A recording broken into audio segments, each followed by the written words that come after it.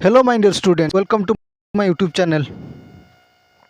पिलामाने आमे पूर्व वीडियो रे प्लस टू द्वितीय वर्ष एमआईएल बहिर इतिहास विषय एमसीक्यू क्वेश्चन एक मार्किया क्वेश्चन दुई मार्किया विशिष्ट प्रश्न सब आमे संपूर्ण भाव पढ़ी किंतु आज आम यही वीडियो पढ़ा तीन मार्किया विशिष्ट प्रश्न।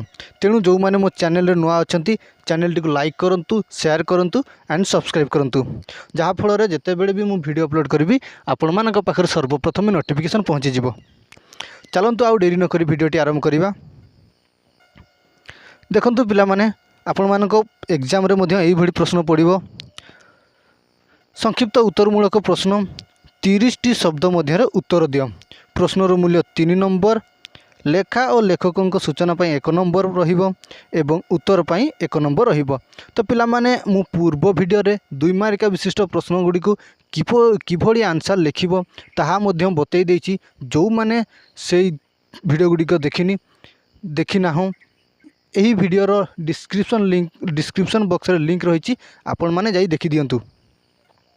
चलतु आगुरी मध्य कही आज कहबी जे 2 मार्किया 3 मार्किया प्रश्नर उत्तर किभली लिखिबो।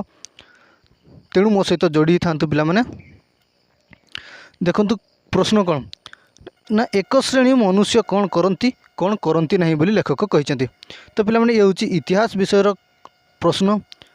तो आपण माने केमिति लिखिबे लेखा और लेखकों सूचना ना प्रबंध इतिहास प्राबंधिक विश्वनाथकर। आपण माने जदि एतिकी लिखुचंती ताले आपण मानको 1 मार्क मिली जिवो। तो यह लिखा भूलिबेनी पिला माने यहाको लिखिबा पई भूलिबेनी।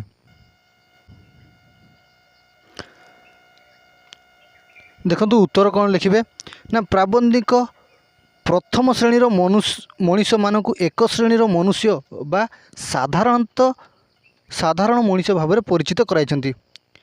सही एक श्रेणीर मनुष्य माने पृथ्वीर नाना वस्तु दर्शन करती एवं संभोग करती। दर्शन अर्थ देखती पृथ्वीर विभिन्न प्रकार वस्तु को देखती तत्सहित संभोग करती।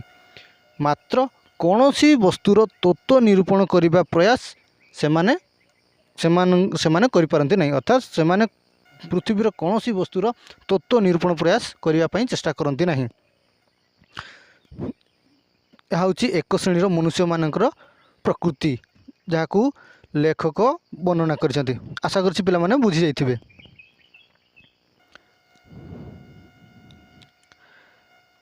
क्वेश्चन नंबर 2 अपर श्रेणी मनुष्य मानक संपर्क में परिचय दियो। तो उत्तर लिखिबो कौन प्रबंध इतिहास प्राबंधिक विश्वनाथकर। प्राबंधिक मतरे अपर श्रेणीर मनीष माने साधारणतः सूक्ष्म दृष्टि और चिंताशीलता यही मनीष मानक द्वारा पृथ्वीर नानाविध उन्नति संसाधित होता है बोली लेखक कहते। कारण यार प्रभाव रे मानव समाजर वैषयिक और आध्यात्मिक उन्नति होता है बोली लेखक विश्वनाथकर कहते।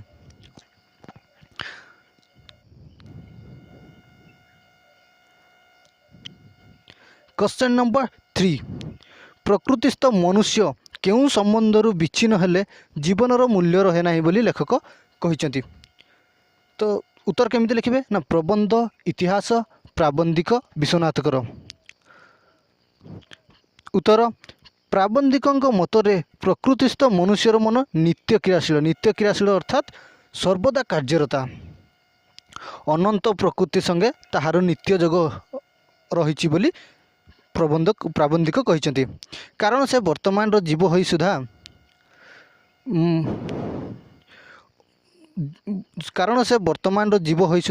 अनंत अतीत और अनंत भविष्य संगे घनिष्ठ भाव संबंध हेले जीवनर किछि मूल्य रहे नाही बोली लेखक कहते। नंबर 4 विंश शताब्दीर मानव समाजर भित्तिभूमि कौन बोली लेखक कहते। अर्थात विंश शताब्दीर मानव समाजर भित्तिभूमि कौन बोली लेखक कहते। उत्तर प्रबंध इतिहास प्राबंधिक विश्वनाथकर। विंश शताब्दीर मानव बा वर्तमान सभ्यतम मानव समाजर भित्तिभूमि होची ताहार पाद मूलरू जेते निम्न देश को अवतरण करिवो अर्थात ओह्लाइबो ସେତେ ନରକଙ୍କାଳ ଦେଖିବ ବୋଲି କହିଛନ୍ତି। ଅର୍ଥାତ୍ ବର୍ତ୍ତମାନର ଅବସ୍ଥା ଲାଭ କରିବା ପାଇଁ କେତେ ରାଶି ରାଶି ନରଦେହ ପତିତ ହୋଇଅଛି।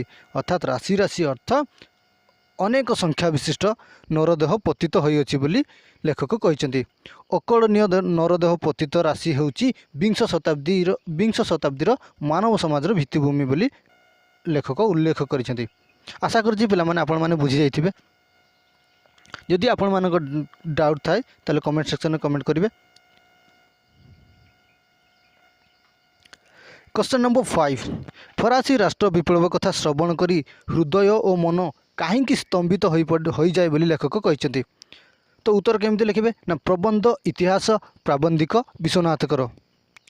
फरासी उत्तर होची फरासी राष्ट्र विप्लव कथा श्रवण करी हृदय और मन स्तंभित हो जाए। अर्थात श्रवण अर्थात शुणी करी कहार ना ये फरासी राष्ट्र विप्लव कथा शुणिले आमर हृदय एवं मन स्तंभित हो जाए बोली लेखक कहते। कारण यही विप्लव रे लक्ष लक्ष महाप्राणी को विनाश होइछंती। विनाश अर्थ मृत्युवरण करछंती। यही फरासी राष्ट्र विप्लव रे लक्ष लक्ष महाप्राणी माने कौन करछंती ना मृत्युवरण करछंती। तो यही यहाँ श्रवण कले यहाँ आम शुणिले आमर हृदय एवं मन स्तंभित हो पड़े बोली लेखक कहते। एहीपरि सहस्र विप्लवर विवरणी लिखित रहिथिबार प्रत्यक्ष करी हृदय और मन स्तंभित हो जाए बोली कहते। क्वेश्चन नंबर 6 सकल प्रकार विप्लव मूल केउ निगूढ़ कारण विद्यमान हुए। एटा पिला माने निगूढ़ हम। तो सकल अर्थ सबु प्रकार विप्लव मूल केउ निगूढ़ कारण विद्यमान हुए बोली लेखक कहते। प्रबंध इतिहास प्राबंधिक विश्वनाथकर। केवल मानवर प्रकृत उन्नतिर सत्य संगे घनिष्ठ भाव में संबंध रही सुतरां ताहार विलोप असंभव। विलोप अर्थात नष्ट होब नाही। केवल सत्य संगे जे विरोध करे जार सत्य संगे विरोध हुए ताहार विनाश अनिवार्य। अनिवार्य अर्थ निश्चय। अर्थात से लेखक कहते जे सत्य संगे जार विरोध घटिब ताहार विनाश निश्चय होब बोली से कहते। मानव समाज मध्य यही व्यापार चिरकाल लगी रही अछि। सकल प्रकार विप्लव मूल यही निगूढ़ कारण विद्यमान हुए बोली कहते। कौन ना विरोध मध्य सत्य संगे जार विरोध घटिब ताहार विनाश निश्चय होब बोली लेखक कहते।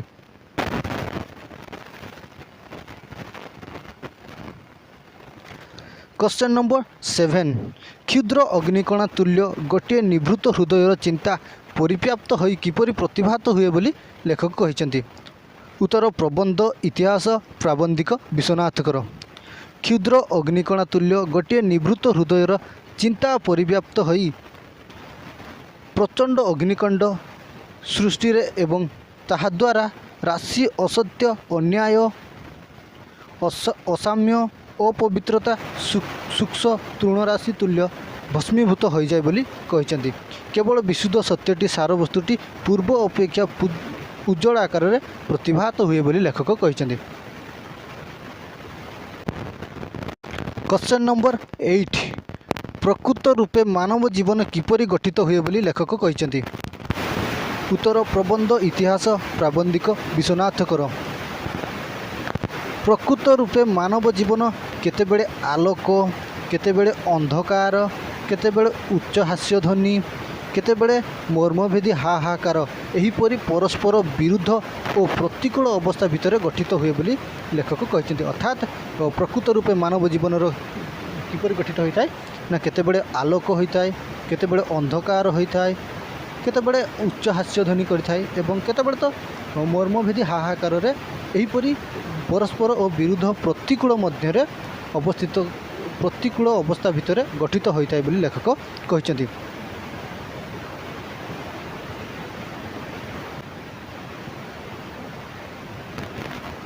क्वेश्चन नंबर 9 व्यक्ति और समाज जीवन किपरि उन्नततर अवस्था को नित्य हुए बोली लेखक कहते।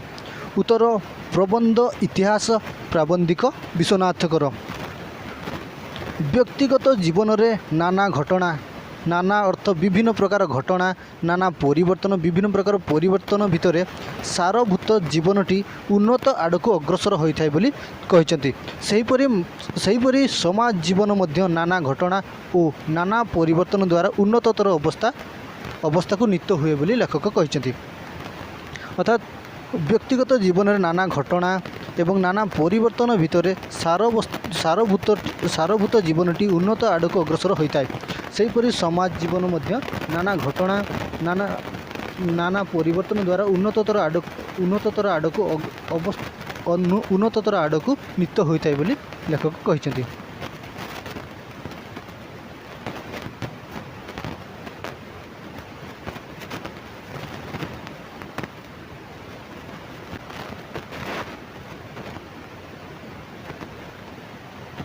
क्वेश्चन नंबर 10 कौन इतिहास पदवाच्य नुहे बोली लेखक कहते।